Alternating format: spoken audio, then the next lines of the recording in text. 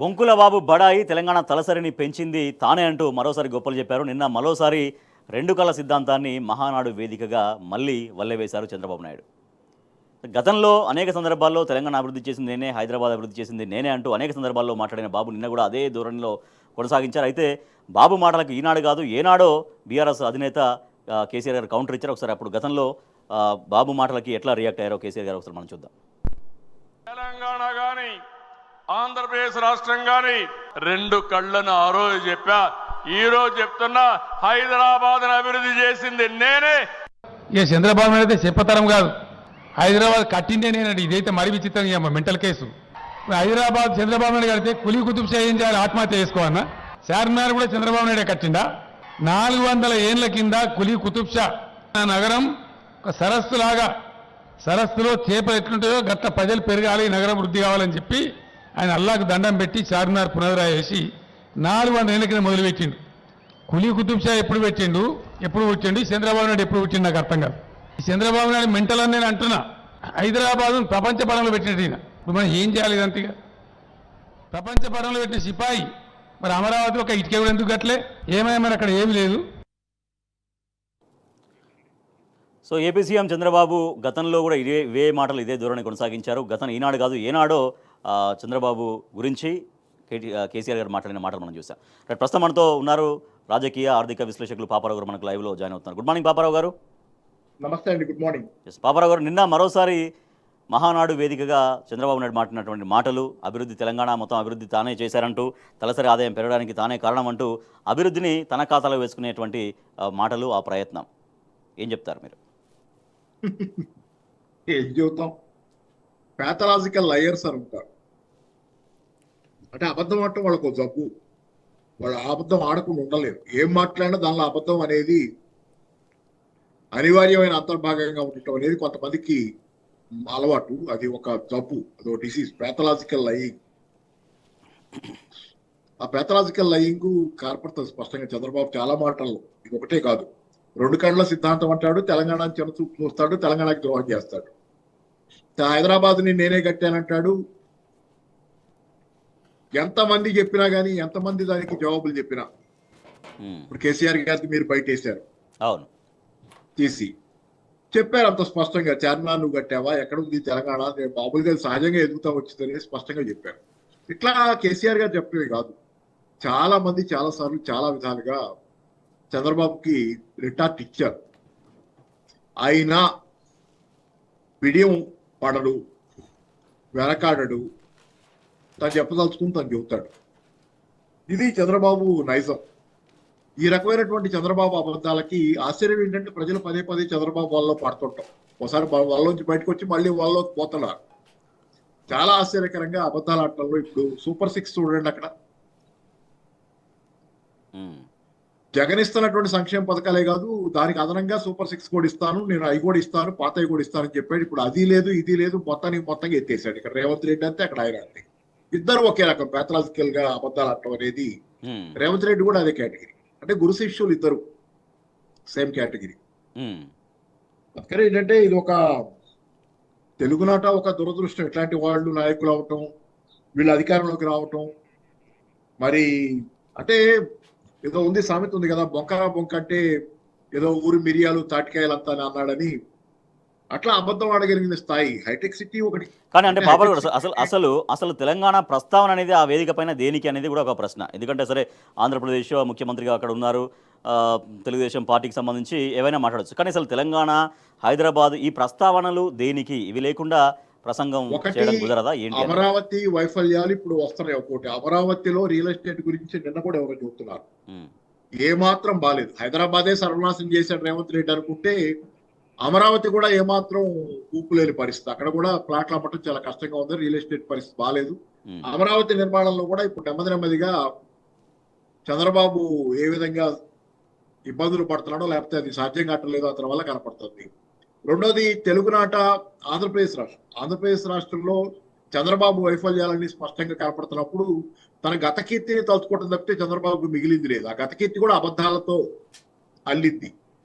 ఎప్పుడో ఏదో చేశాను, మొత్తం ఉమ్మడి రాష్ట్రంలో హైదరాబాద్ అంతా నిర్మించింది నేనే, దానివల్లే కోట్ల లక్షలాది మందికి ఐటీ ఉద్యోగాలు, ఇట్లాంటి కళలు భ్రమలు, ఒకటి దాని మీద అరచేతిలో వైకుంఠం చూపించే కథ పథకం ఇప్పుడు మళ్ళీ అక్కడ చేస్తున్నాడు. ఎందుకంటే భూమి మీద వైకుంఠం ఎటు, స్వర్గాన్ని ఎటు ప్రజలకు ఇవ్వలేకపోతున్నాడు కాబట్టి అబద్ధాలతో ఒక అల్లిక చేస్తున్నాడు చంద్రబాబు. చంద్రబాబు నిజానికి చేసింది ఏముంది? ఆయన పరిపాలనా కాలంలో తెలంగాణలో కాదు, ఆంధ్రప్రదేశ్ మొత్తం ఉమ్మడి రాష్ట్రం ఎన్ని పరిశ్రమలు మూతపడ్డాయి, పబ్లిక్ సెక్టర్ ఎంటర్ప్రైజెస్. నాకు తెలుసు ఆల్విన్, హెచ్ఎంటీ లాంటి ఎన్నో, ఒక డజను మినిమంలో మినిమం ఇప్పుడు చాలా మూతపడినటువంటి పరిశ్రమల్లో చాలా మూతపడిపోయిన గతంలో ఉన్నటువంటి ఘనకీర్తి పబ్లిక్ సెక్టర్ ఎంటర్ప్రైజెస్ లో చంద్రబాబు హయాంలో మూతపడ్డే ఎక్కువ. చంద్రబాబు రాష్ట్రాన్ని చేసింది కాదు, రాష్ట్రాన్ని నాశనం చేసింది ఎక్కువ. కానీ ఆశ్చర్యకరంగా మీడియా బలంతో ఆయనకున్నదల్లా ఒకటే, అల్లిక చేయగలడు. మీడియా బలంతో ఉన్నది లేనట్టు, లేనిది ఉన్నట్టు. అందుకే రాజమౌళిని తీసుకెళ్లి అక్కడ గ్రాఫిక్స్ గీయించాలని చూశాడు అమరావతికి. ఇదే కథ నడుపుతున్నాడు చంద్రబాబు, అదే కథ మళ్ళీ ఇప్పుడు అక్కడ చెబుతున్నాడు. తెలంగాణ ప్రస్తావన ఎందుకంటే గిల్ట్ ఫీలింగ్, కొంత తెలియకుండానే ఒక సబ్ కాన్షియస్ గిల్ట్. నిన్నగాక మొన్న ఆ వాయిదా పడింది పోలవరం సమావేశం, కానీ బనకచర్ల నీళ్లు తీసుకెళ్ళడానికి ట్రై చేసి గోదావరి జలాలు తీసుకెళ్లే ప్రయత్నం, దాని మీద నమస్తే తెలంగాణ పత్రిక కానీ టీఆర్ఎస్ పార్టీ కానీ గట్టిగా ఎదురు తిరిగి పోరాడిన తర్వాత హరీష్ రావు గారు కానీ వెనక్కి తగ్గారు. ఆ పోలవరం ఎజెండాలో వచ్చి పెట్టేశారు, పక్కన పెట్టారు ఆ మీటింగ్ లో. ఈ గిల్ట్ అన్నమాట తెలంగాణ ప్రజల ముందు అపరాధ భావన. తెలంగాణ ప్రజలకు ద్రోహం చేయబోయాడు, అది ఆగింది తాత్కాలికంగా, దాని మీద పోరాటం కొనసాగిస్తుంది. అంటే ఒక రకంగా పాపారావు గారు, తెలంగాణ 10 సంవత్సరాల కాలంలో దేశంలో అగ్రగామిగా ఉంది, తలసరి ఆదాయం మొదలుకొని అనేక రంగాల్లో అభివృద్ధిలో ఉంది అనేది ఆటోమేటిక్గా ఆయన అంగీకరించినట్టే కదా. అంగీకరించి అంగీకరించి ఆ విజయాన్ని తన ఖాతాలో వేసుకునేటువంటి ప్రయత్నం. అంటే ఫైనల్ గా తెలంగాణ అభివృద్ధి చెందిన రాష్ట్రంగా అనేది వేసుకుంటాడు కళ్ళ ముందు. ఇప్పుడు చిన్న 5 ఏళ్ల పిల్లాడిని అడిగిన నిన్నటిదాకా సీఎం ఎవరో, ఎప్పటి నుంచి సీఎం, 2014 నుంచి 2023 చివరి దాకా కేసీఆర్ గారు సీఎం 10 ఏళ్ల పాటు. అంతకు ముందు 10 ఏళ్ల పాటు రాజశేఖర రెడ్డి కొంతకాలం, తర్వాత రోషయ్య, కిరణ్ కుమార్ రెడ్డి ఇట్లా మారారు. అంతకు ముందు కదా 2004 దాకేగా ఆయన పరిపాలనా కాలం. 2004కి ఎంత పర్ క్యాపిటల్ ఇన్కమ్ ఉందో నాకు తెలియదు, కానీ మొత్తం ఉమ్మడి రాష్ట్రంలో 2014లో రాష్ట్రం విడిపోయే నాటికి రాష్ట్ర తలసరి ఆదాయం 1,24,000 రూపాయలు. అంటే ఒక్కొక్క తలకి ఆదాయాన్ని డివైడ్ చేస్తే వచ్చినటువంటి ఆదాయం 1,24,000. కేసీఆర్ గారు దిగిపోయే నాటికి ఎంత ఉంది? 3,50,000 రూపాయల దాకా. ఎంత డబల్ పైన 3 రెట్లు పెరిగింది సుమారు. అది ఇదంతా మరి కేసీఆర్ అంటే ఇక మనం ఏం పిడియం పడదలుచుకోకపోతే జనాలు పిచ్చోళ్ళు అనుకుంటే చెవులో పువ్వు పెట్టారు అంటారు కదా, ఆ రకంగా అనుకుంటే ఏదైనా చెప్పొచ్చు, నేనే చేశాను. ఏంటంటే it is a shame on his part. ఇట్లా ఈ రకమైనటువంటి మాటలు మాట్లాడటం. చంద్రబాబు ఇంత వయసు వచ్చి he is the fag end of his career లో ఫ్యాగ్ ఎండ్ లో ఉన్నాడు. ఇట్లా చెప్పుకొని బతకాల్సిన అవటం పెట్రోల్ కబుర్లు అనేది చాలా దురదృష్టకరం. ఓకే పాపారావు గారు. సో మనతో జాయిన్ అయ్యారు బీఆర్ఎస్ పార్టీ సీనియర్ నాయకులు పల్లె రవికుమార్ గౌడ్ గారు. గుడ్ మార్నింగ్ రవికుమార్ గౌడ్ గారు. రవి గారు, నిన్న చూసాం చంద్రబాబు నాయుడు మాట్లాడిన మాటలు, మళ్ళీ సేమ్ అవే మాటలు, అవే 2 కళ్ళు, అవే పాత కళ్ళు, అదే కళ్ళు. ఆ కళ్ళు నిజంగా ఎటువైపు చూస్తున్నాయి, ఎటువైపు ఎండబెట్టాయి. తెలంగాణ పైన ఎటువంటి కుట్రలు చేయలేదు, కాళేశ్వరం పైన ఎప్పుడు కుట్రలు చేయలేదు, ఎప్పుడు నేను ఆపలేదు అంటూ నిన్న ఆ వేదికగా నిన్న చంద్రబాబు నాయుడు మాట్లాడిన పరిస్థితి. తెలంగాణ అభివృద్ధి మొత్తం తన హయాంలో జరిగింది, హైదరాబాద్ అభివృద్ధి, తలసరి ఆదాయం ఇంత స్థాయికి రావడానికి కారణం నేనే, ఇది ఆయన మాటలు. రాజేష్ గారు, అబద్ధానికి, మోసానికి, వంచనకి, ద్రోహానికి ఇవాళ ఆధునిక శాస్త్ర సాంకేతిక పరిజ్ఞానమైనటువంటి ఆర్టిఫిషియల్ ఇంటెలిజెన్స్ ఉపయోగించి ఒక మనిషి రూపమిస్తే అది చంద్రబాబు నాయుడు. లేకపోతే నోటికొచ్చినట్టు అబద్ధాలు. ఒక్కటి కాదు, ప్రతి విషయంలో కూడా ఆయన ఎన్నడూ కూడా నిజం మాట్లాడు. ఆయన నిజం మాట్లాడకపోగా ఆయన అబద్ధాలు మాట్లాడుతూ ఆయనకు తొత్తులైనటువంటి వాళ్ళతోటి, ఆయనకు బానిసలైనటువంటి వాళ్ళతోటి, ఆయన సంచులు మోసేటటువంటి వాళ్ళతోటి, ఆయన సంచులు తీసుకునేటటువంటి వాళ్ళతోటి అదే మాట్లాడిస్తుంటాడు ఎప్పుడు. ఇవాళ కొత్త కాదు, 30 సంవత్సరాలుగా ఈ తెలుగు సమాజం చూసింది. కానీ ఆయనకు తెలుగు సమాజం అంటే ఎప్పుడు మాట్లాడతాడు, తెలుగు ప్రజలు, తెలుగు సమాజం అని చెప్పేసి మాట్లాడుతుంటాడు. ఆయనకు తెలుగు సమాజం అంటే ఒక ఆంధ్ర, తెలంగాణ ఉండదు. ఇవాళ ఏం చేసింది ఆయన? ఇప్పుడు పాపారావు గారు చెప్పిండ్రు, 1-2 పేర్లు చెప్పిండ్రు. తెలంగాణకు మీరు చేసిండ్రా? ఏం చేసిండ్రా చెప్పాలనా? తెలంగాణని నిలువెల్లా దోచుకున్నారు మీరు. దానికి కేర్ ఆఫ్ చంద్రబాబు నాయుడు, దానికి హెడ్ క్వార్టర్ చంద్రబాబు నాయుడు నివాసం అయితే నివాసము, చంద్రబాబు ఆఫీస్ అయితే ఆఫీసు. తెలంగాణ వనరులను సమస్తం దోసుకున్నారు. తెలియదా? ఇవాళ ఎక్కడో ములుగు ఏటూరు నాగారం అడుగులో ఉన్నటువంటి ఏపీ రియాన్స్ కంపెనీని ప్రభుత్వ రంగ సంస్థని మూసినటువంటి వాడేవాడు, దాన్ని కాజేసినటువంటి వాడేవాడు. హైదరాబాద్లో రిపబ్లిక్ ఫోర్జ్ కంపెనీ మల్కాజిగిరిలో ఉన్నటువంటి ఎకరాల కోట్ల విలువైనటువంటి భూమిని దాన్ని మూసింది ఎవరు, కాజేసింది ఎవరు? Allwyn company, Bodhan cement Bodhan sugar factory, Nizam sugar factory, Hyderabad ఆల్ కంపెనీ, ఐడిపిఎల్. ఏది చెప్పమంటారు? వరంగల్లో అజంజాహీ మిల్లు, ఇవన్నీ కదా. ఇవన్నీ ఏం హైదరాబాద్లో తెలంగాణలో అద్భుతమైనటువంటి వనరులని ప్రభుత్వ రంగ సంస్థ ఇవాళ కాదు, ఎప్పటి నుంచో వచ్చినటువంటి బిఫోర్ ఇండిపెండెన్స్ నిజాం కాలం నుంచి వచ్చినటువంటి రూపుదిద్దుకున్నటువంటి ప్రభుత్వ రంగ సంస్థలన్నిటినీ కూడా వాటికి ఉన్నటువంటి వందల వేల ఎకరాల భూములని కాజేయటం కోసం ఆ కంపెనీని మూసేసి వాటిని తన తాబేదారులకు చేసి కట్టబెట్టి వాళ్ళ హైదరాబాద్లో ఎక్కడికక్కడ హైదరాబాద్ చుట్టూ ఉన్నటువంటి వేలాది ఎకరాల భూముల్ని కాజేసింది చంద్రబాబు నాయుడు, ఆయన మద్దతుదారులు, ఆయన బానిసలు అని ఆయనకు ఉన్నటువంటి అటువంటి చంద్రబాబు నాయుడు నిన్న అదే మహానాడులో మాట్లాడుతూ అసలు తెలంగాణ ప్రాజెక్టులని నేను ఎక్కడా అడ్డుకోలేదని చెప్పేసి మాట్లాడటం, ఎక్కడ అడ్డుకోలేదు, ఇక్కడ చేసి వాళ్ళని చెప్పేసి చెప్తాం. ఆ మాట మాట్లాడటానికి నిజంగా కూడా చంద్రబాబు నాయుడు లాంటి సరే ఆయన వ్యక్తిత్వం డేట్ వైజ్గా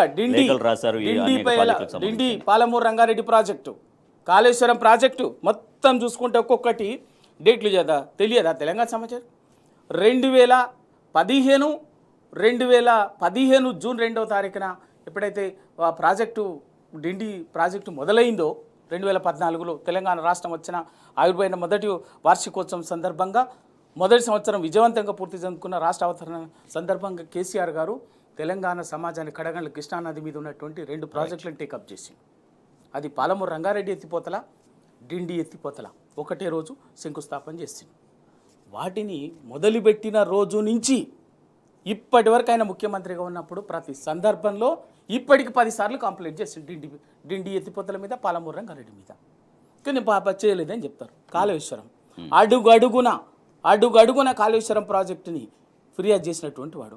ఆ రోజు ఆయన ఏం చేసిండు, కాళేశ్వరం ప్రాజెక్టు సందర్భంగా 2017లో చేసిన ఫిర్యాదులో ఆయన ఫిర్యాదు చేసిన సందర్భంలో ఆడిన మాట ఏంటంటే ఎగువ రాష్ట్రాల ప్రయోజనాలతో లెక్క లేకుండా, ఎగువ రాష్ట్రాల వినియోగంతో, జలాల వినియోగంతో సంబంధం లేకుండా వాటిని లేక పరిగణలోకి తీసుకోకుండా కింది రాష్ట్రాలకు ప్రాజెక్టులకు ఎట్లా అని చెప్పేసి ఆయన లేఖలో రాసిండు. మరి వాళ్ళ తెలంగాణ ఎగువ రాష్ట్రం ప్రయోజనాలు పూర్తిగా తీరకుండానే తెలంగాణ ఎగువ రాష్ట్రమైనటువంటి తెలంగాణకు ట్రిబ్యునల్గా వచ్చినటువంటి నీటి హక్కులు పూర్తిగా వినియోగం రాకుండానే బనకచర్లకు తీసుకుపోతే అందుకు నీకు ఎక్కడి నుంచి మిగులు జలాలు వచ్చినాయి, ఎక్కడి నుంచి వరదల జలాలు వచ్చినాయి చంద్రబాబు నాయుడు గారు ఆయన తొత్తులు చెప్పాలి. ఇట్లా మాట్లాడుకుంటా పోతే ప్రతిదీ కూడా ఉన్నది. ఇవాళ పోలవరం ప్రాజెక్టుని తెలంగాణ ఒక రాష్ట్రంగా ఒక చిన్న ఫిర్యాదు ఇస్తే పోలవరంకి సంబంధించినటువంటి ఒక ముంపు కారణంగా ఆగిపోతుంది, అంతర్రాష్ట్ర వివాదం అవుతుందని ఉన్నటువంటి ఉద్దేశంతో తెలంగాణ రాష్ట్రం ఏర్పడక ముందే ఏర్పడినప్పటికీ కూడా అది అధికారికంగా రూపం తీసుకోకముందే వెంటనే 2014 జూన్ 2 కంటే ముందే రాత్రి నరేంద్ర మోడీ గారి సహకారంతో 5 మండలాలను తీసుకున్నటువంటి పుణ్యాత్ముడిన 5 మండలాలను తీసుకున్నది ఆ మండలాల ప్రజల్ని ఉద్ధరించడం కోసమో వాళ్ళని బాగు చేయడం కోసమో కాదు, తన పోలవరం ప్రాజెక్టు నిరాటంకంగా ఆ ఆదివాసీ ప్రాంతాలను ముంచి నిరాటంకంగా ఆ ప్రాజెక్టును కొనసాగించడం కోసం దౌర్జన్యంగా గుంజుకున్నటువంటి వాడు ఈయన మాటలు ఇవాళ తెలంగాణ సమాజం నిన్న మహానాడులో ఏపీ సీఎం చంద్రబాబు మాట్లాడిన మాటల పట్ల తెలంగాణ ప్రజలు తీవ్రంగా ఆగ్రహం వ్యక్తం చేస్తున్నారు. ముమ్మాటికి ఇవి తెలంగాణ ద్రోహం, గతంలో ఏదైతే ద్రోహం చేశారో అదే ద్రోహాన్ని కొనసాగించే రీతిలోనే ఆయన మాటలున్నాయి. తెలంగాణను ఏనాడు చంద్రబాబు నాయుడు పట్టించుకోలేదు, ఇవాళ 2 కళ సిద్ధాంతం అంటూ మాట్లాడడం, తెలంగాణకు జరిగినటువంటి అభివృద్ధిని తన ఖాతాలో వేసుకోవడం పట్ల తెలంగాణ ప్రజలు తీవ్రంగా మండిపడుతున్నారు. బీఆర్ఎస్ ప్రభుత్వ హయాంలోనే తెలంగాణ అద్భుత పురోగతిని సాధించింది అన్నటువంటి ఇవాళ చర్చ తెలంగాణ సమాజంలో ప్రజలు చేసుకుంటున్నటువంటి పరిస్థితి. మేడిగడ్డ పైన ఎన్డీఎస్ఏ రిపోర్టు వచ్చిన తర్వాత మళ్ళీ కాలయాపన చేస్తూ మళ్ళీ ఇంకొక కమిటీ పునరుద్ధరణ కమిటీ అంటూ కాలయాపన చేసే ప్రయత్నం చేస్తుంది. ప్రభుత్వం కొత్త డ్రామాకు తెరతీసింది అన్నటువంటి విమర్శ వస్తుంది. ఎస్ పాపారావు గారు, కాళేశ్వరం ప్రాజెక్టులో మేడిగడ్డ పిల్లర్లు కొంచెం కుంగితేనే దాన్ని సంవత్సరంన్నర పాటు కాలయాపన చేశారు. ఎన్డీఎస్ఏ రిపోర్ట్ వచ్చిన తర్వాత కూడా మళ్ళీ ఇంకో కమిటీ పేరుతో కాలయాపన చేస్తారు. ఇప్పటికే ఎల్ఎన్టీ కూడా తీవ్రంగానే రియాక్ట్ అవుతుంది. ఎటువంటి పరీక్షలు, నాణ్యమైన పరీక్షలు లేకుండానే నివేదిక ఎట్లా ఇచ్చారంటూ ఆ రిపోర్ట్ను కూడా తప్పుపడుతూ ప్రశ్నిస్తూ ఉంది ఎల్ఎన్టీ సంస్థ. మేడిగడ్డ కోనీతి, పోలవరం కోనీతి గత నుంచి చూస్తున్నాం. మేడిగడ్డ ఒక పిల్లర్ ఇదైతే డ్యామేజ్ అయితే దాన్ని రిపేర్ చేయడానికి చేయకుండా దాన్ని పెండింగ్ లో పెట్టి, అదే సందర్భంలో గతంలో పోలవరం ప్రాజెక్టులో దాని డయాఫ్రమ్ వాల్ 1000-2500 దాకా 1000 కోట్ల నుంచి సుమారు 2500 కోట్ల లెక్కేదో చెబుతున్నారు ఖర్చు అయింది దాన్ని రిపేర్ చేయడానికి. దాని మీద ఎన్డీఎస్ఏ రాలా, విచారణ లేదు, కమిటీలు లేవు. చక్కగా నార్మల్ గా రిపేర్ చేసి ఊరుకున్నారు. అంటే పోలవరం అయితే ఒక నీతి, మేడిగడ్డ అయితే ఒక నీతి. అది మేడిగడ్డ రిపేర్ చేయకపోవడానికి రకరకాలైనటువంటి ఈరోజు కనపడుతున్న కారణాలు. మేడిగడ్డ ఫెయిల్యూర్ అని చెప్పడానికి, కాళేశ్వరం ఫెయిల్యూర్ అని కేసీఆర్ గారి మీద నిందలు మోపడానికి నిరంతరంగా ఒక డైవర్షన్ ఎత్తుగడగా వాళ్ళు ఎందుకంటే రానున్న మిగతా 3 సంవత్సరాలు కూడా వాళ్ళు చేయదలుచుకున్న అరాచకాలు వాళ్ళు చేస్తూనే ఉంటారు కాబట్టి దానికి ఒక డైవర్షన్ నిరంతరంగా మేడిగడ్డ ప్రస్తావన చేస్తారు ఏ సమస్య వాళ్ళు ముందుకొచ్చినా కానీ. రెండోది ఏంటంటే మేడిగడ్డను ఎండబెడితేనే గోదావరి జలాలు అక్కడ ఆకుండా వయా పోలవరం, బనకచెర్ల, కావేరి లేకపోతే మద్రాసుకి తమిళనాడు తీసుకెళ్లాలని బీజేపీ పథకం. వచ్చే సంవత్సరం బీజేపీ తమిళనాడులో ఎన్నికలను ఎదుర్కోబోతుంది కాబట్టి తమిళనాడు నీళ్లు తీసుకొచ్చామని చెప్పుకోవడానికి వాళ్ళకి అక్కడ ఎన్నికల ప్రచారాస్త్రంగా ఉపయోగపడటం కోసం బనకచెర్ల పెట్టుకొని నీళ్లు తీసుకెళ్లాలనే ప్రయత్నం ఇక్కడి నుంచి చేస్తున్నారు. దానికోసం మొన్నటిదాకా వచ్చిన మాట మరి ఇప్పుడు ఏమవుతుందో, మరి ఎంత ముందుకు వెళ్ళొద్దో తెలియదు కానీ 80,000 కోట్ల రూపాయలు కేటాయించడానికి కేంద్ర ప్రభుత్వం సిద్ధపడింది. పోలవరానికి 80,000 కోట్లు సుమారుగా ఖర్చు, ఇది ఒక 80,000 కోట్లు. అంటే సుమారుగా 1,60,000 కోట్లు మొత్తం ఆ ప్రాజెక్టుకి ఈరోజు మేడిగడ్డను ఎండబెట్టి తీసుకెళ్తున్న నీళ్లు వాళ్ళు వాడుకోవటానికి. అంటే తెలంగాణని మళ్ళీ ఎడారిగా, మరుభూమిగా చేసే ప్రయత్నం జరుగుతుంది. ఇదో పరమ దుర్మార్గమైన ఆలోచన. గత నుంచి తెలంగాణలో మనం అడుగుతున్నాం, ఇక్కడ కూడా అడుగుతున్నాం అందరం. కాళేశ్వరానికైనా, పాలమూరు రంగారెడ్డికైనా మీరు కాస్త జాతీయ హోదా ఇవ్వండి ఏదో ప్రాజెక్టుకి అనేది, సీతారామకైనా. అయితే దేనికి జాతీయ హోదా తెలంగాణ ఇవ్వాలా, కానీ పోలవరానికి జాతీయ హోదా ఇవ్వగలిగారు. అట్లా తెలంగాణ పట్ల వివక్ష చూపిస్తా వస్తున్నారు కంటిన్యూస్ గా. తెలంగాణలో గత 2014 తర్వాత నిరంతరంగా వివక్ష ఉంది. వివక్ష ఉన్నా కానీ తెలంగాణ విపరీతమైన స్థాయిలో అభివృద్ధి సాధించింది. కేసీఆర్ గారి హయాంలో తెలంగాణ బ్రహ్మాండమైనటువంటి అభివృద్ధి సాధించింది. ఇది కూడా నచ్చట్లా. ఇప్పుడు మళ్ళీ తెలంగాణను ఏ విధంగానైనా కుళ్ళబొడిచి, కూలదోసి ఈ మొత్తాన్ని ఆంధ్ర ప్రాంతానికి మళ్ళీ ఎలా నొలుకోవాలని ఆలోచన.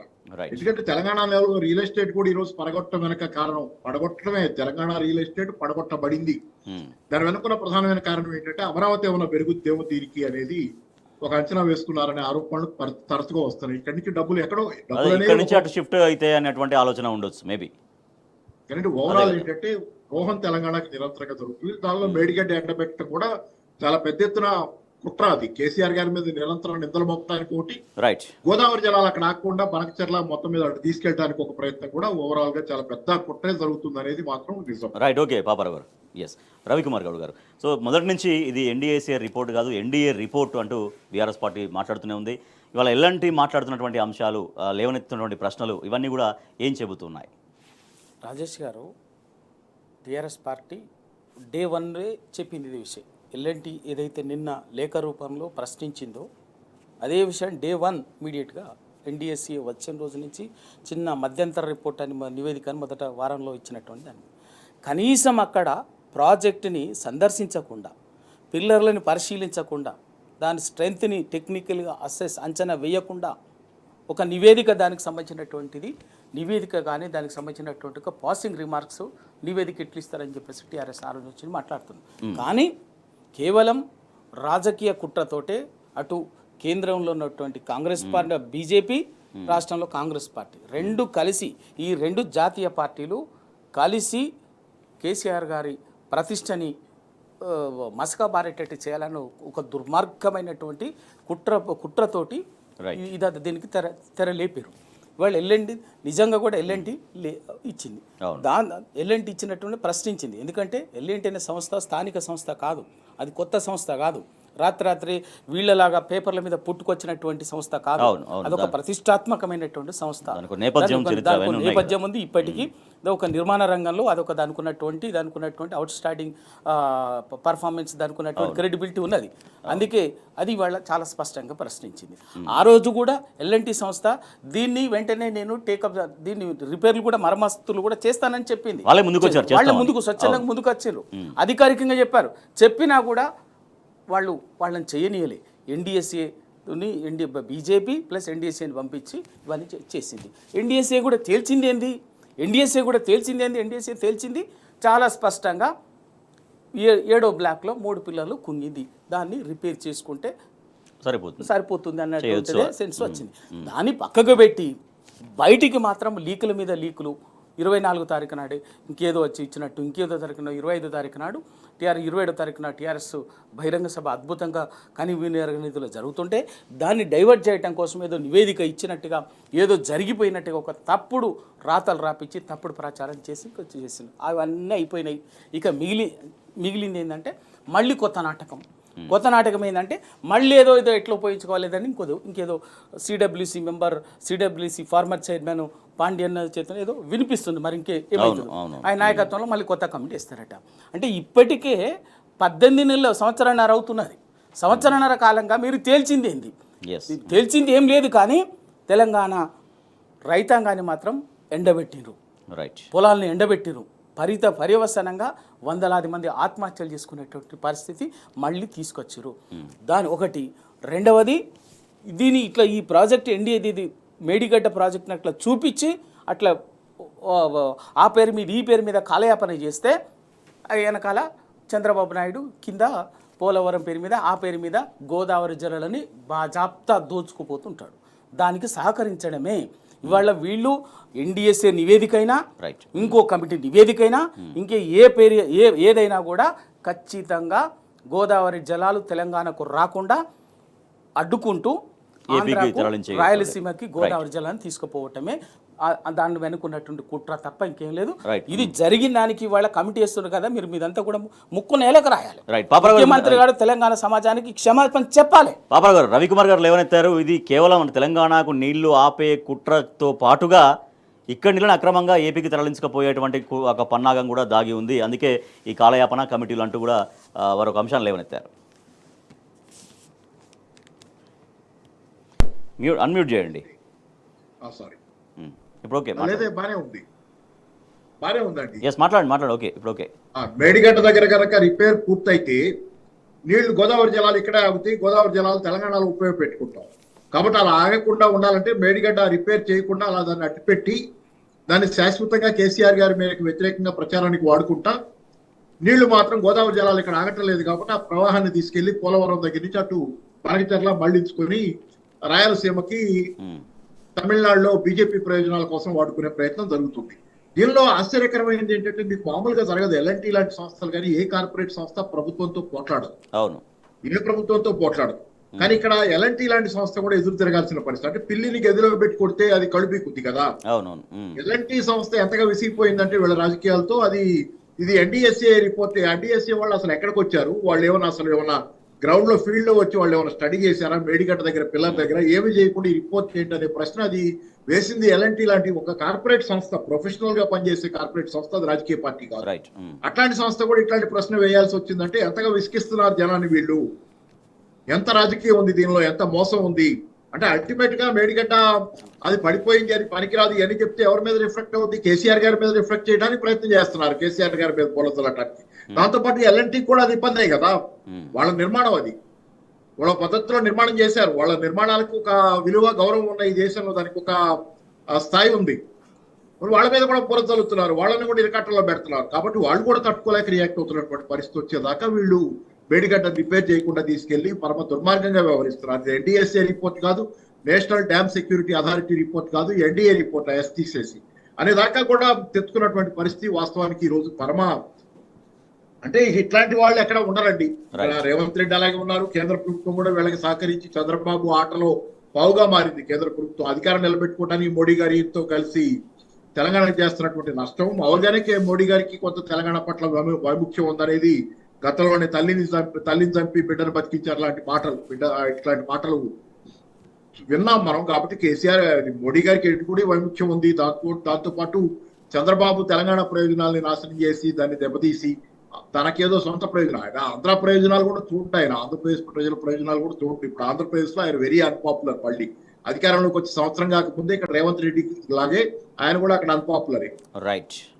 ఎందుకంటే ఏ హామీ అమలు జరపలా. ఆంధ్ర ప్రజలకు కూడా ఆయన ఏం చేయగల. ఆంధ్ర కార్పొరేట్లు, ఆంధ్ర ధనవంతులు, ఆంధ్ర పెద్ద మనుషుల కోసం రియల్ ఎస్టేట్ పెంచుకొని వాళ్ళ ఆస్తులు పెంచుకోవడం కోసం పనిచేస్తున్నాడు తప్పితే ఇంత తప్పితే చంద్రబాబు చేస్తుంది కూడా ఏమి లేదు అక్కడ కూడా. రైట్. ఓకే పాపారావు గారు. ఎస్ రవికుమార్ గౌడ్ గారు, ఎన్డీఎస్ఏ నివేదిక కాదు అది ఎన్డీఏ రిపోర్ట్ అంటూ మరోసారి నిన్న కేటీఆర్ దీని మీద రియాక్ట్ అయ్యారు. ఎన్డీఎస్ఏ ఇచ్చిన రిపోర్టుని ఆ నిర్మాణ సంస్థ ఎల్ఎన్టీ సంస్థ దాన్ని రిఫ్యూజ్ చేయడం, తిరస్కరించడం అనేది రెండు పార్టీలకు, రెండు జాతీయ పార్టీలు కాంగ్రెస్ బీజేపీలకు చెంపపెట్టు అనేది. సో కాళేశ్వరం పైన, మేడిగడ్డ మొత్తం టోటల్గా ఈ కుంగుబాటు వ్యవహారం పైన రెండు జాతీయ పార్టీలు మొదటి నుంచి అవలంబించినటువంటి వైఖరి నిజంగా ఎట్లా అనిపించింది? 100కి 100 పళ్ళు రెండు కూడా బలుకొని కుట్ర చేసింది అనేది నిన్నటి ఎల్ఎన్టీ నివేదికలో తేలిపోయింది. ఎల్ఎన్టీ అనేది టీఆర్ఎస్ పార్టీగా కేటీఆర్ గారు మేము కేసీఆర్ గారు మాట్లాడటము దాన్ని కానీ ఎల్ఎన్టీ సంస్థ ప్రభుత్వం పనిచేస్తూ కూడా జరుగుతున్న విషయాన్ని ధైర్యంగా మాట్లాడింది అంటే ఒక సంస్థ వాస్తవం కదా అది. అవును వాస్తవం. ఎందుకంటే అదే సంస్థ నేను జరిగిన వెంటనే నేను రిపేర్ చేస్తా మా సొంత ఖర్చులతోనే రిపేర్ చేస్తా అని చెప్పేసి ఫస్ట్ వీక్లోనే అధికారికంగా చెప్పింది. ఎందుకు చేయనీయలే?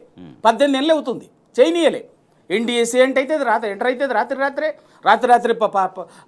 కేసీఆర్ గారిని టీఆర్ఎస్ని అప్రతిష్ట పాలు చేయడం కోసం నివేదిక ఇస్తుంది.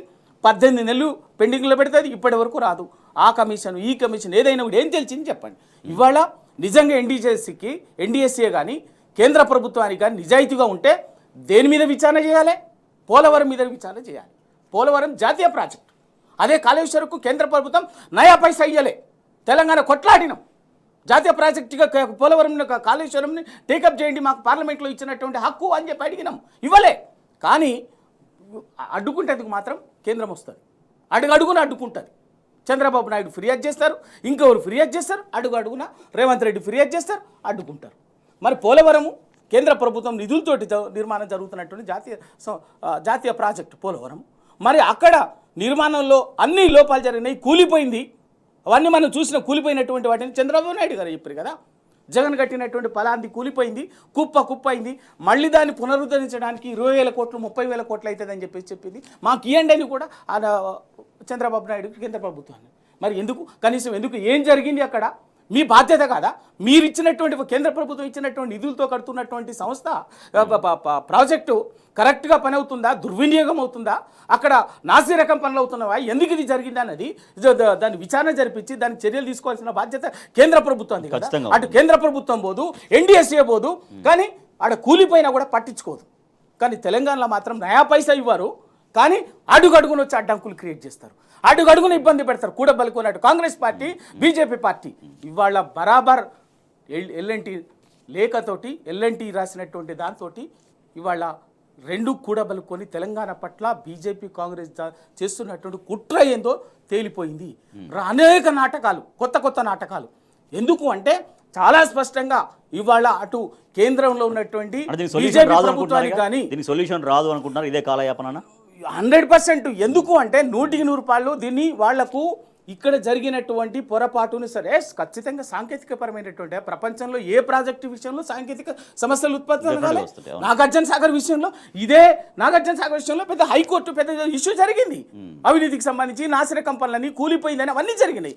ఏ ప్రాజెక్టు విషయంలో ప్రతి ప్రాజెక్టు విషయంలో జరుగుతాయి సాంకేతికపరమైనటువంటి. ఎందుకంటే ప్రకృతితోటి భూగర్భంతో మనం ఆధారపడినటువంటి అంశాలు కాబట్టి ఖచ్చితంగా మార్పులు జరుగుతుంటే ఆ మార్పుల నేపథ్యంలో రకరకాల ఇష్యూస్ వస్తాయి. ఆ ఇష్యూస్ వచ్చినప్పుడు వాటిని వెంటనే అప్పటికి ఇంకొచ్చే అవైలబుల్ మొదలుపెట్టే నాటికి ఒక టెక్నాలజీ ఉంటుంది. పిల్లర్ల కుంగుబాటు వెనుక కుట్ర కూడా ఉందేమో అన్న అనుమానాలు కూడా అనేక మంది వ్యక్తం చేశారు నిపుణులు. ఆ రోజు నుంచి ఉద్దేశపూర్వకంగా చేస్తుంటారు. ఎందుకు అంటే ఇదంతా కూడా ఏంటంటే ఇవాళ ఎందుకు అంటే ఒక మాట ఏంటంటే ఇవాళ ఎందుకు అంటే ఇదంతా జరుగుతున్నది అంటే ఒకవైపు కేసీఆర్ గారు ఒక బలమైన తెలంగాణ ఆత్మగౌరవం, తెలంగాణ అస్తిత్వానికి పునాదిగా ఒక నిటారుగా నిలబడినటువంటి నాయకుడిని అప్రతిష్ట పాల్చేయాలి ఒకటి. రెండవది ఉన్నటువంటి గోదావరి జలాలని అటు ఆంధ్రాకు తరలించాలన్నది చంద్రబాబు నాయుడు ఎజెండా, తీసుకుపోవడం చంద్రబాబు నాయుడు ఎజెండా. సేమ్ అదే గోదావరి జలాన్ని ఆంధ్రాకు తమిళనాడుకు తీసుకుపోవటము బీజేపీ ఎజెండా. బీజేపీ రాజకీయ ప్రయోజనాల కోసము గోదావరి కావేరి అనుసంధానం అనేటువంటిది ఇవాళ అడ్డుకుంటున్నాం. కాబట్టి ఈ రెండింటిని సాధ్యం చేసుకోవాలనుకుంటే ఇద్దరు కలిసి ఇక్కడ కాళేశ్వరం అనే దాన్ని ఒక బూచిగా చూపించి అప్రతిష్ట పాలు చేసినట్టయితే ఇంకొక నిరర్ధకమైనటువంటి ప్రాజెక్టు ఇది ఫెయిల్ అయిందని చెప్పేసి 2-3 సంవత్సరాలు అట్లా చూపిస్తే సమాజానికి ఏమైతుందంటే వరద జలాలు మిగులు జలాలు సమాజంలో సముద్రంలో కలిసిపోతున్నట్టు చూపించినట్లయితే అరే నీళ్ళు బయటికి కలిసిపోయే బదులు వాళ్ళు వాడుకుంటే తప్పేంది అనేటువంటి ఒక భావోద్వేగమైనటువంటి సెంటిమెంట్ వీళ్ళు చేసే పని అదే కదా. ఒక భావోద్వేగమైనటువంటి కుట్రకు తెరలేపే ఒక దుర్మార్గమైనటువంటి ఒక పర్సెప్షన్ ని బిల్డ్ చేస్తున్నారు. తెలంగాణ సమాజం బరాబర్ అడ్డుకుంటాం, వదిలిపెట్టేదేం లేదు. రెండు జాతీయ పార్టీలు తెలంగాణ నీటిపైన నిజంగా ఎట్లా అవలంబిస్తున్నటువంటి కుట్ర. ఇప్పుడు ఏపీ ప్రభుత్వం పూనుకోవడం, దానికి కేంద్రం ఒత్తాసు పలకడం, ఇక్కడ కాంగ్రెస్ ప్రభుత్వం చోద్యం చూసుకుంటూ ఉండడం. సో ఈ మూడు కలిసి తెలంగాణని ఎట్లా ఇబ్బంది పాలు చేసే పరిస్థితులు సృష్టిస్తున్నాయి. అంటే తెలంగాణ నేనే ఇచ్చారని చెప్పుకునే కాంగ్రెస్ పార్టీ 1,000 మందిని బల్లికొని తప్పనిసరి పరిస్థితుల్లో తెలంగాణకి తల వచ్చి ఓకే చెప్పినటువంటి కాంగ్రెస్ పార్టీ ఆ రోజు సుష్మా స్వరాజ్ గారు ఉండబట్టి ఆ మాత్రం బీజేపీ, అదే మోడీ గారి హయాం ఆ రోజు కూడా అంత బలంగా ఉంటుంటే అప్పటికీ వాళ్ళలో ఉన్నటువంటి దీనిలో మోడీ గారు కూడా తెలంగాణకు వ్యతిరేకంగా ఉన్నటువంటి వాస్తవ వ్యక్తిగా, బీజేపీ పార్టీగా నేను చెప్పలేను. కానీ ఓవరాల్ గా ఏంటంటే ఈరోజు రెండు జాతీయ పార్టీలు, ఒకటేమో చంద్రబాబు అనే కర్రకి ఆనుకొని నిలబడ్డటువంటి పార్టీ బీజేపీ, రెండో పార్టీ కాంగ్రెస్ పార్టీ ఏమో పరోక్షంగా చంద్రబాబు చేత ప్రభావితం అవుతున్న పార్టీ. ఏదైనా కానీ ఓవరాల్ ఏంటంటే తెలంగాణకి రెండు జాతీయ పార్టీలు చేస్తున్నది ఏమీ లేదు. అది మనకి మొదటి నుంచే కనపడుతుంది. మామూలుగా కాంగ్రెస్ పార్టీ అధికారంలో ఉన్న అనేక సంవత్సరాల పాటు తెలంగాణని ఆంధ్రాలో కలెక్టర్ రోజు నుంచి సరే కాంగ్రెస్ నెహ్రూ గారు అన్యమనస్కంగా అర్ధమనస్కంగా కలిపిన కాంగ్రెస్ ని తెలంగాణ తీసుకెళ్లి ఆంధ్రాలో మిగులు రాష్ట్రం తెలంగాణని లోటు రాష్ట్రం ఆంధ్రాతో కలిపిన దగ్గర నుంచి తెలంగాణ ఉద్యమం, తెలంగాణ వచ్చిన తర్వాత గత 10 ఏళ్ళు కేసీఆర్ గారు అంతకుముందు 10 ఏళ్ల పాలన మొన్నటి దాకా 2023 దాకా ఈ పాలన కాలం యావత్తు తెలంగాణ నిత్యం రాజకీయ ప్రత్యర్థులు, కేంద్రంలో ఉన్న రాజకీయ ప్రత్యర్థులతో పోరాడుతానే ఉంది. నిత్యం పోరాడుతానే ఎదురుతానే ఇంత దూరం వచ్చింది. కానీ మళ్ళీ వైకుంఠపాళిలో పాము గరిసినట్లుగా రేవంత్ రెడ్డి దెబ్బకు మళ్ళీ తెలంగాణ ఇప్పుడు విలవల్లాడుతున్నటువంటి వాస్తవం.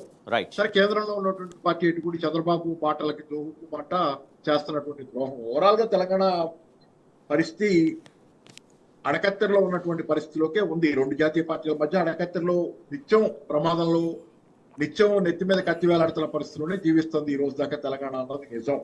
రైట్, ఓకే పాపారావు గారు. సో రెండు జాతీయ పార్టీలతో ఏపీ ప్రభుత్వంతో మొత్తం మూడు కలిసి, ఇటు ఏపీ ప్రభుత్వము, తర్వాత కేంద్రంలోని బీజేపీ, రాష్ట్రంలోని కాంగ్రెస్ ప్రభుత్వం అంతా కలిసి తెలంగాణ పైన కుట్ర చేసేటువంటి ప్రయత్నాలు చేస్తున్నాయి. తెలంగాణ ప్రజలు గమనించాలి అనేటువంటి ఒక అభిప్రాయం కూడా వ్యక్తమవుతుంది. రాష్ట్ర ప్రభుత్వం ప్రతిష్టాత్మకంగా నిర్మిస్తామని చెప్పినటువంటి యంగ్ ఇండియా ఇంటిగ్రేటెడ్ రెసిడెన్షియల్ స్కూళ్లలో ఆ అంచనాలు ఇప్పటికే భారీగా పెరిగిపోయిన పరిస్థితి.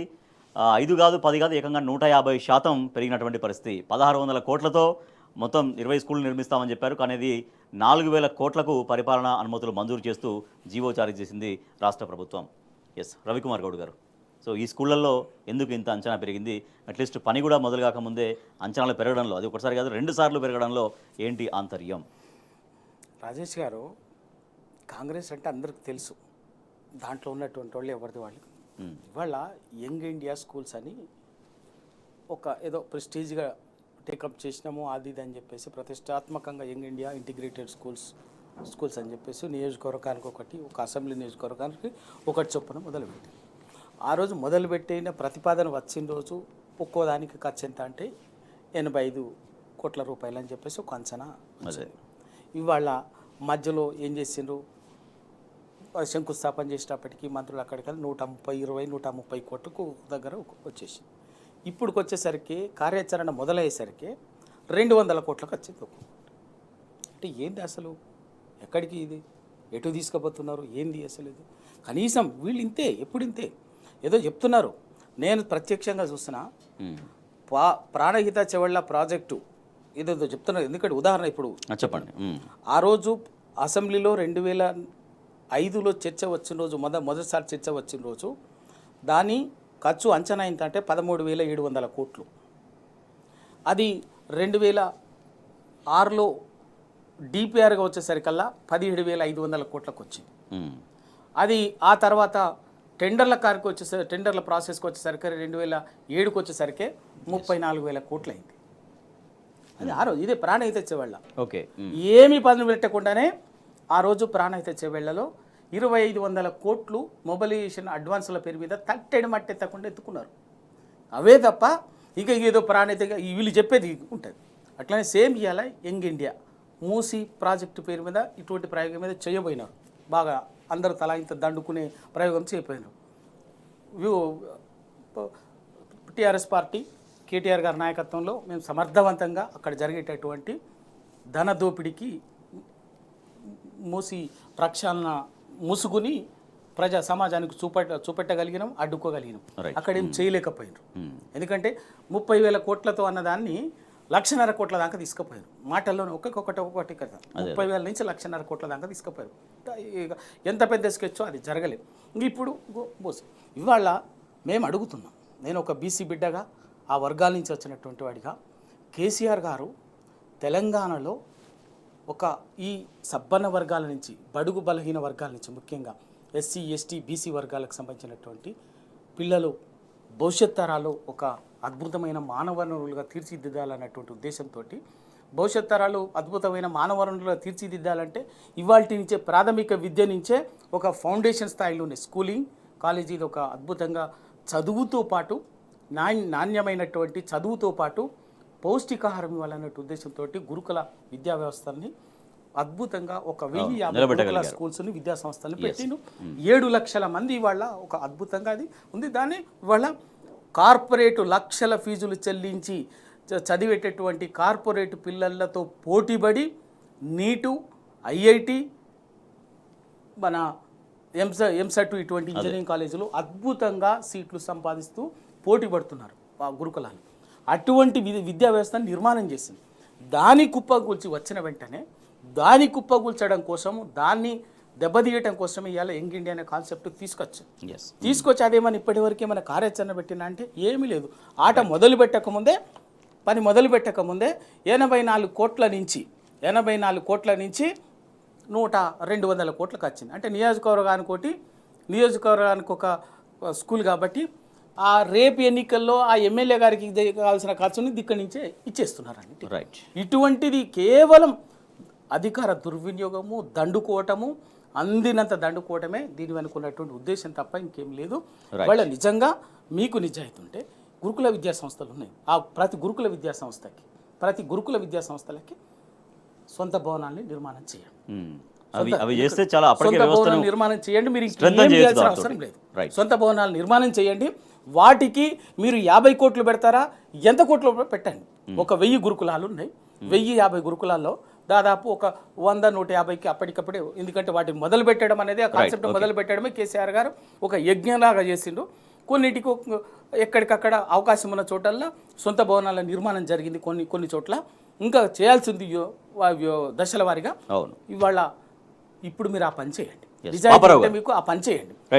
చేయకుండా ఇది ఒక ఇంకేదో కొత్త వ్యవస్థ సృష్టించమన్నట్టుగా దండుకునే పని చేయకండి. రైట్ పాపరావు గారు, దీంట్లో కుంభకోణం దాగి ఉంది అనేది బీఆర్ఎస్ పార్టీ చెప్తూ ఉంది. పరిస్థితి చూస్తుంటే అట్లాగే కనపడుతుంది. 80 కోట్ల నుంచి ఏకంగా 200 కోట్లకు వెళ్ళింది అంటే అది అసలు ఇంతవరకు పని మొదలు కాకముందుకే ఎందుకు జరిగిందనేది ఒక అనుమానాలకు తావిస్తుంది. ఒకటి, ఇప్పటికే అనేక శాఖల్లో అవినీతి జరిగింది అంటూ బాహాటంగా ఆరోపణలు చేసిన నేపథ్యంలో ఇంకా ఇటువంటి వ్యవహారాలే బయటకు వస్తుంటే ప్రజలకు ఏమర్థం అవుతుంది? కమిషన్ల గురించి వింటున్నాం. ఇంత పర్సెంట్ కమిషన్, 10%, 20% కమిషన్లు, 30% వ్యవహారాలు కూడా పదే పదే చాలా మంది మాట్లాడుతున్నారు. చాలా కామన్ గా ఆఖరికి కొండా సురేఖ్ గారు కూడా ప్రస్తావించారు కదా, చాలా మంది ఫైల్ క్లియర్ చేయటం అంటే డబ్బులు తీసుకుంటారు మంత్రులు అని. తర్వాత ప్లేట్ మార్చారు, అంటే ఏదో పిఆర్ఎస్ మీద వేయాలి ఆ మాట వాళ్ళు చూశారు, కానీ ఆ మాట్లాడిందని అర్థం ఎవరికి తెలియదు, అందరికీ తెలుసు ఎవరు తీసుకుంటున్నారు అనేది. కాబట్టి అది ఓపెన్ గా వాళ్ళ మంత్రులే మాట్లాడుతున్నటువంటి పరిస్థితి ఉంది. రెండోది ఏంటంటే మీకు ఇక్కడ ఈ ఒక్క గురుకుల పాఠశాలలకు సంబంధించినటువంటి వ్యవహారమే కాదు ఇది. 1600 కోట్ల నుంచి 4000 కోట్లు పెరగటం, పని మొదలవ్వక ముందు ఇప్పుడు ఇది కాదు. మూసి ప్రక్షాళన చూడండి, 1,45,000 కోట్లకు అంచనా వేసే ముందు ఎక్కడి నుంచి బిగిన్ అయింది అది. అంచనాలు పెంచుకుంటా 1,45,000, 1,50,000 కోట్లకి తీసుకెళ్లారు. ఈ రకంగా ఏంటంటే ప్రతిదానిలోనూ అంటే దురాశ, ఆశ ఆశ ఆశ ఆశ పెరిగిపోయి ఎంత ఎగ్జాగరేట్ చేసిన ఫిగర్ కనపడితే అంత సంతోషంగా ఉన్నటువంటి వాస్తవంలోకి వీళ్ళు మానసిక రోగులుగా తయారయ్యారు. డబ్బు పిచ్చి పట్టినటువంటి మానసిక రోగులుగా తయారయ్యారు. కాబట్టి ఇప్పుడు ఇందా మన మిత్రులు పల్లె కుమార్ గారు చెప్పినట్టు రేపు పొద్దున ఎలక్షన్ లో ఆ నియోజకవర్గానికి ఉపయోగపడే డబ్బులుగానే అనుకోవాలి మనం. ఆ నియోజకవర్గం ఎమ్మెల్యే క్యాండిడేట్ ఎవరైతే ఉంటారో వాళ్ళకి డబ్బులు కేటాయించి గెలుచుకురా అని చెప్తారు చూసారు. కానీ ప్రజలు ఎప్పుడూ కూడా డబ్బులకు లొంగరు. బహుశా మీరు ఇస్తే మీరంటే భయం కొద్దీ తీసుకుంటారేమో, తీసుకోకపోతే మీ మీద అనుమానం, వాళ్ళ మీద అనుమానం వస్తుంది, ఓటేయమని చెప్పి మీరు కక్ష పడతారని. కానీ ప్రజలు వాళ్ళు ఓటేసే వాళ్ళకి ఓటేస్తారు. కాబట్టి ఏంటంటే ఈరోజు సరే ఏది వాళ్ళు డబ్బునే నమ్ముకున్నారు, మోసం చేసి అధికారంలోకి వచ్చారు, డబ్బులు నమ్ముకొని కొనసాగుతున్నారు అధికారంలో. డబ్బులే పరమావధిగా ఇప్పుడు నేను అనుకోవటం ఈ తెలంగాణ రాష్ట్రంలో జరుగుతుంది. తెలంగాణ సంపన్న రాష్ట్రంగా తెలంగాణలో లక్షల కోట్ల రూపాయల స్కాములు జరుగుతున్నాయి. చిన్న చిన్న స్కాములు కాదు. ఓవరాల్ గా రేపు పొద్దున చాలా బయటకు వస్తాయి. ఇప్పటికీ అన్ని శాఖల్లో భారీగా అవినీతి జరిగిందనేది ఆధారాలతో సహా అనేక సందర్భాల్లో కేటీఆర్ గారు కావచ్చు, మరొక వాళ్ళు కావచ్చు చూపించారు. మామూలుగా శ్రీశ్రీ ఇది ఉంది, ముందు దగా వెనక దగా కుడి ఎడమల దగా దగా అని. కానీ ఇందు గలదు అందు లేదని సరే కుక్క పిల్ల అగ్గిపిల్ల సబ్బు పిల్ల ఏది కాదేదో ఈ కవితకు అనర్హం అన్నాడు. అట్లాగే తెలంగాణలో అవినీతికి అనర్హమైంది, అవినీతి వీలుగాంది ఎక్కడా లేదు. అన్ని చోట్ల అవినీతి విశృంఖలంగా పెరిగిపోయింది ఈ రోజు. రైట్. ఇట్లాంటి అవినీతిలో లక్షల కోట్లు సైఫన్ ఆఫ్ అవుతున్నాయి. ప్రజల డబ్బులు, ప్రజల ఆస్తులు లక్షల కోట్లు పోతున్నాయి. ప్రజలు మాత్రం చాలా తీవ్రమైనటువంటి దుస్థితిలో పడిపోతున్నటువంటి వాస్తవం ఉంది. కాబట్టి చాలా స్కామ్లు వస్తాయండి. ప్రభుత్వం దిగిపోయిన తర్వాత బహుశా దిగిపోయే లోపుగానే వచ్చినాక బయటికి, అంటే పాము పుట్ట బగిలితే బయటకు వచ్చినట్టు స్కాములు జరుగుతున్నాయి అని బయటికి రావాలి కదా. అట్లా చాలా స్కాములు ఈ ప్రభుత్వం ఉండగానే బయటకు వచ్చే అవకాశాలు ఉన్నాయి. దానిలో మస్తు వరకే కొండా సురేఖ గారు ఒక చిన్న శాంపుల్ వదిలేరు, మంత్రులు ఫైల్స్ క్లియర్ చేయాలంటే అని డబ్బులు తీసుకుంటారనేది. రైట్. ఇంత ఇసం పోసిపో రేవంత్ వచ్చి వ్యవసాయం నాశనం చేసిండంటూ మహిళా రైతులు వాళ్ళ ఆవేదనను, వాళ్ళ గోడును వెళ్ళబోసుకున్న పరిస్థితి. ధాన్యం కొనుగోలు కేంద్రాల్లో చాలా చోట్ల ఇట్లా ధాన్యం కొనకపోవడంతో, ధాన్యం కొనుగోలు జరపకపోవడంతో చాలా చోట్ల ఇట్లా మొలకలు ఎత్తినాయి, తడిసిపోయి ముద్దయిపోయి మొలకలు ఎత్తిన పరిస్థితి. ఆ ధాన్యాన్ని కొనే దిక్కులేక రైతులు తీవ్రంగా ఇబ్బందులు పడుతున్నటువంటి పరిస్థితి. రైట్. రవికుమార్ గారు, సో రైతులు ఈ రకంగా అనేక చోట్ల, ఒక దగ్గర కాదు, ఇది మహబూబాబాద్ జిల్లా అనుకుంటా, ఐ థింక్, సో ఒక చోట కాదు అనేక చోట్ల ధాన్యం కొనుగోలు కేంద్రాల్లో ధాన్యం కొనుగోలు జరపకపోవడంతో మొన్నటిదాకా ఎండకెండినాయి, మనుషులు వడదెబ్బతో మృత్యువాదపడ్డారు. ఇవాళ తడిసినటువంటి ధాన్యం మొలకలు ఎత్తినటువంటి పరిస్థితి. వీళ్ళకు పరిష్కారం ఎవరు చేయాలి? ఈ కాంగ్రెస్ ప్రభుత్వానికి, ముఖ్యమంత్రి రేవంత్ రెడ్డికి, ఆయన మంత్రివర్గానికి తెలంగాణ రైతాంగం అంటే కసి. ఎందుకంటే 10 ఏళ్ళు కేసీఆర్ని వీళ్ళు గుండెల్లో పెట్టుకున్నారు కాబట్టి ఆ కక్ష తీర్చుకోవాలన్నది తప్ప. లేకపోతే ఇవాళ మహబూబాబాద్లో ఒక మహిళ, వృద్ధ పెద్ద మనిషి కూడా, యువతి కూడా కాదు, పెద్ద మనిషి కాళ్ళ మీద పడ్డది, తహసీల్దార్ కాళ్ళ మీద పడ్డది. ధాన్యం పోసి అయ్యా అన్నది, ఏంది ఇది, మాకు మీకు మా ధాన్యం అన్న కొనండి, లేకపోతే మాకు ఇంత ఇసం ఇచ్చిపోండి అని చెప్పేస్తాం. ఇంతకంటే దుర్మార్గం ఏముంది? కనీసం ప్రభుత్వాలకి కనీసం నీకు కేసీఆర్ గారు అప్పటి వరకు లేనటువంటి విధానము, కేసీఆర్ గారు ఆఖరికి కరోనా కష్టకాలంలో కూడా, కరోనానే ఇంత పరిస్థితి ఉండేది చూసినాం. ఆ కష్టకాలంలో కూడా పండిన ప్రతి గింజని రైతు కళ్ళాల దగ్గరికి పోయి, ఊర్లలోకి పోయి కొనుగోలు కేంద్రాలు పెట్టి సమర్థవంతంగా ఎవ్వరికి ఇంత ఇబ్బంది కాకుండా కొనుగోలు చేసినటువంటి చరిత్ర వాళ్ళ కళ్ళ ముందు చూపిస్తుంది. కానీ వాళ్ళ వీళ్ళు ఇంత పరిస్థితుల్లో ఒకవైపు మొత్తం వ్యవసాయాన్నే నాశనం చేశారు. కాళేశ్వరం బూచి చూపించి, ఇందాక మాట్లాడినట్టుగా బూచి చూపించి మొత్తం తెలంగాణ రైతాంగాన్ని ఎండబెట్టారు కదా. దాంతో దాదాపు ఇప్పటికి 500 మంది ఆత్మహత్యలు చేసుకోవాల్సిన పరిస్థితులకు దౌర్భాగ్య స్థితిలోకి నెట్టిండ్రు. అయినా అన్నిటిని తట్టుకొని రైతాంగం ఇంత పంటలు పండిస్తే ఆ ధాన్యాన్ని కూడా కొనుగోలు చేయడానికి ఇవాళ వర్షాలు పడుతున్నాయి. సిగ్గుండాలి వీళ్ళకి. అదే అప్పుడు పంట వచ్చిన వెంటనే వారం 10 రోజుల్లో 15 రోజుల్లో మే ఎండింగ్ కల్లా దాదాపు మొత్తం ప్రతి గింజ కొనుగోలు అయిపోయింది. ఇవాళ సూర్యాపేట జిల్లా అరవపల్లి దగ్గర రోడ్లకి రైతులు, మహిళా రైతులు, పాపం రైతులు గోడు పెట్టుకుని ఓ విషం డబ్బాతో వచ్చింది. ఆమె విషం డబ్బాతో వచ్చేసి చేసింది. తర్వాత కరీంనగర్లో ఇంకెక్కడ, మహబూబ్ నగర్లో ఎక్కడే అన్ని చోట్ల ఇదే పరిస్థితి. సిరిసిల్లలో ఎక్కడికక్కడే ఇది ఏమైనా మాట్లాడితే రాజకీయం అంటారు. సిగ్గుండాలి. ప్రతి దగ్గర ప్రతి వేదిక మీద ముఖ్యమంత్రి, మంత్రులు నోటికొచ్చినట్టు మాట్లాడేటటువంటి వీళ్ళు, రాజకీయాలు మాట్లాడేటటువంటి వీళ్ళు ఇవాళ ఏం అక్కర్లేదు. టీఆర్ఎస్ ఏం మాట్లాడదు. వాళ్ళ కష్టాలు తీర్చండి. ఆ రైతంగా ధాన్యం కొనుగోలు చేయండి. ఒకవైపున తడుస్తున్నాయి, తడిసిన పంట ధాన్యం పరిస్థితి ఏందో దిక్కు దివాన్ లేదు, ఆ కొనుగోలు ఏందో లేదు. రైతాంగం కష్టాల్లో ఉంటే, ఇబ్బందుల్లో ఉంటే ఒక ప్రధాన ప్రతిపక్ష పార్టీగా తెలంగాణ కోసం కొట్లాడి తెలంగాణ తెచ్చి 10 సంవత్సరాలు ఒక దేశంలో ఒక అగ్రగామిగా అన్ని రంగాలను నిలబెట్టినటువంటి ఒక ప్రధాన పక్ష పార్టీగా మాట్లాడకుండా ఉంటాం. ఎందుకు మాట్లాడాం? బరాబరుగా తెలంగాణ ప్రజలకు ఏ వర్గానికి కష్టం వచ్చినా దుఃఖం వచ్చినా హక్కును చేర్చుకుంటాం, వాళ్ళ పక్షాన్ని నిలబడి పోరాటం చేస్తాం. బీఆర్ఎస్ పార్టీ కేసీఆర్ గారి నాయకత్వంలో, కేటీఆర్ గారి నాయకత్వంలో. పాపారావు గారు, ఒక్క దగ్గర కాదు, 2 చోట్ల కాదు, చాలా చోట్ల కొనుగోలు కేంద్రాల్లో రైతులు ఫేస్ చేస్తున్న పరిస్థితి. ఇంత ఇసెంబోజ్పో అనే మాట రైతు నోట్ల నుంచి వచ్చింది, ఒక మహిళా రైతు నోట్ల నుంచి వచ్చిందంటే ఆ బాధ, ఆవేదన, వాళ్ళ ఆక్రందన ఎట్లా అనిపిస్తుంది? ఒకటైతే కొన్ని చోట్ల ధర్నాలు, రాస్తారోకోలు చేస్తున్నారు, మరికొన్ని చోట్ల ఇట్లా ఇంత విషయం దాగైనా చచ్చిపోతామన్నంత స్థాయిలో వాళ్ళ దీనస్థితి కనిపిస్తూ ఉంది. సో దీనికి బాధ్యత తీసుకోవాల్సిన ప్రభుత్వం ఎందుకు దీనికి ఒక పరిష్కారం చూపించట్లేదు? ఇంత జరుగుతున్నా, ఇన్ని సంఘటనలు వెలుగులోకి వస్తున్నా కూడా.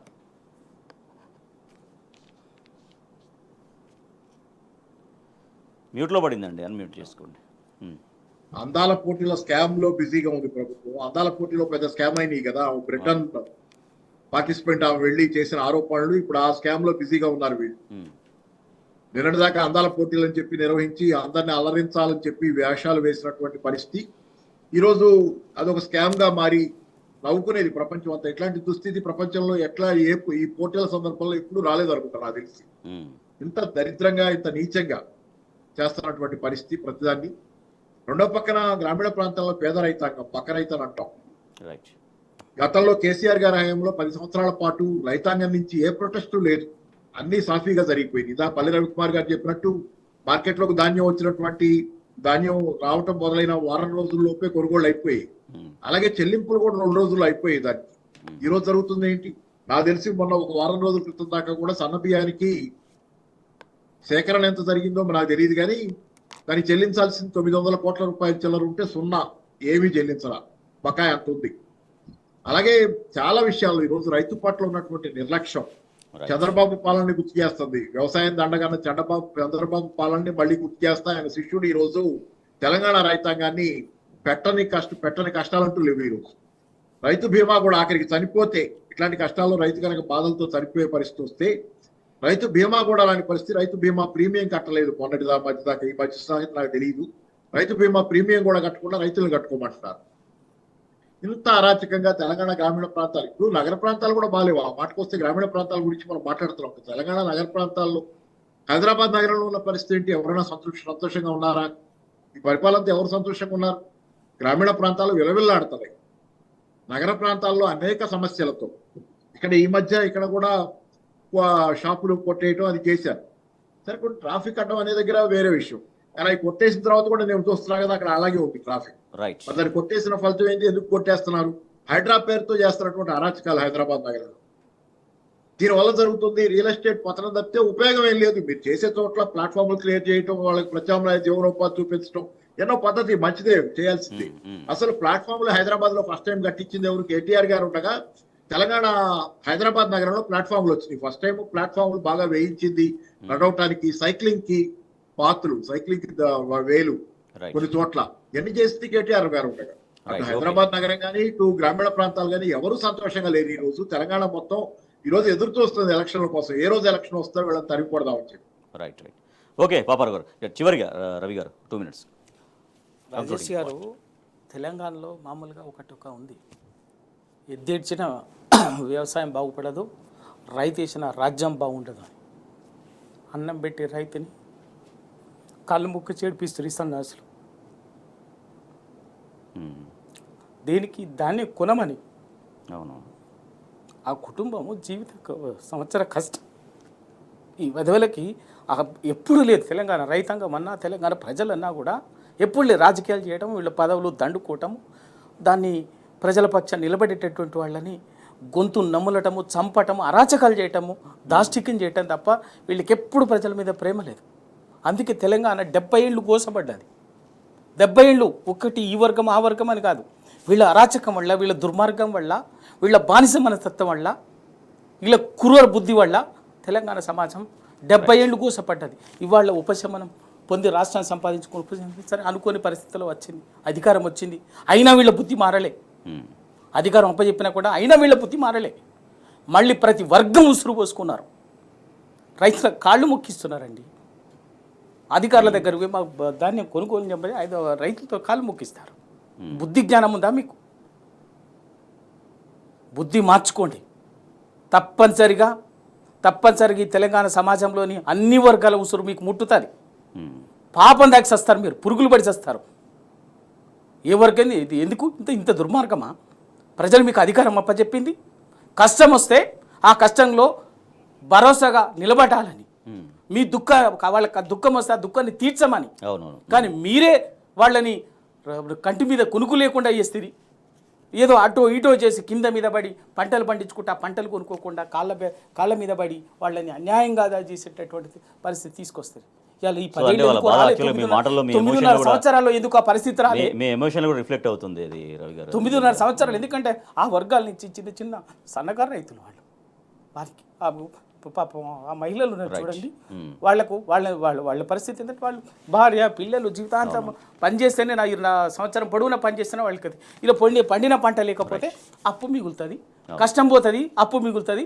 అక్కడ కనీసం ఆ పెట్టుబడిగా కూడా ఉండకూడదని కేసీఆర్ గారు ఇచ్చినటువంటి ఆ రైతు బంధును కూడా ఆగం చేసినటువంటి ఉసురు పోసుకుంటారు. ఇదన్నిటి పోతుంది. ఇప్పటికైనా బుద్ధి జ్ఞానం ఉంటే ప్రజలకు ఇచ్చిన హామీలని కాంగ్రెస్ పార్టీ నెరవేర్చండి, దాని మీద పెట్టండి. కానీ అది చేయకుండా ప్రతి అడుగున చిల్లరమల రాజకీయాలు చేస్తూ ప్రజల్ని ఒక పావులుగా వాడుకుంటామంటే మాత్రం రాజకీయంగా మిమ్మల్ని పాతాళంలోకి తొక్కుతారు. ఆ అధికారం అప్పచెప్పిన ప్రజలే ఆ అధికారము మిమ్మల్ని విర్రవీగుతున్నారు కదా, వాళ్ళని ఆ అధికారం పీకి మిమ్మల్ని అన్ని వర్గాల ప్రజల్ని కాంగ్రెస్ ప్రభుత్వం గోసపుచ్చుకుంటుందని చెప్తున్నారు. థ్యాంక్ యూ సో మచ్ పల్లె రవికుమార్ గౌడ్ గారు. Thank you so much Paparao గారు. ఇది వాటి వార్తలు వాస్తవాలు. చూస్తూనే ఉండండి టీ న్యూస్.